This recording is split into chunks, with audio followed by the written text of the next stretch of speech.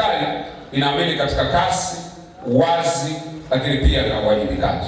Kupitia maafisa maendeleo ya vijana katika kila halmashauri, tutahakikisha kwamba changamoto zenu zinatatuliwa kwa wakati na fursa zinawafikia walengwa. 35 ni vijana takriban milioni 20.6. Nini kitakachotofautisha wewe na vijana wengine? Kila kijana anataka kufanikiwa, lakini sio kila kijana amejitayarisha kufanikiwa.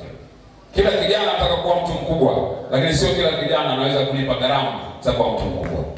Kila kijana anataka kufika mbali, lakini sio kila kijana yuko tayari kujinyima sasa hivi ili afike mbali kesho. Japo mambo matatu ningependa niwaachie ili tunapoendelea na mijadala ujitazame na ujiangalie kama unayo ili uweze kuyaishi kwa ufasaha. Jambo la kwanza, kila kijana hakikisha una ndoto kwa ajili ya kesho yako. Hauwezi kufika mahali ambapo hujapaona bado. Hauwezi kuona kitu ambacho ndani yako hakijakuwa bado. Hakikisha vijana wanajikwamua kiuchumi.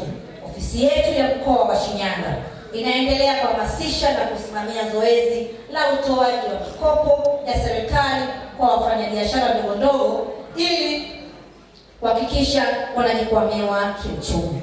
Na kupitia benki ya NMB, ndugu zangu, jumla ya milioni 255 imetolewa kwa wanufaika 124, ambapo kati yao 48 ni wanaume, 76 ni wanawake.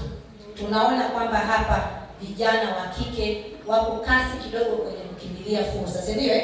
Ni mafursa ambazo nimetamani kushughulika nazo mimi kama kijana.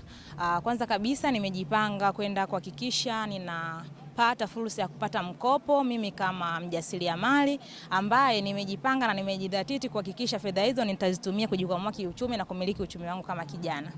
Kupitia fursa hii au kongamano hili, kiukweli sisi tutaendelea kuboresha kwa sababu sisi tayari ni wanufaika wa fursa ya mikopo kwa sababu tayari tumeshapata.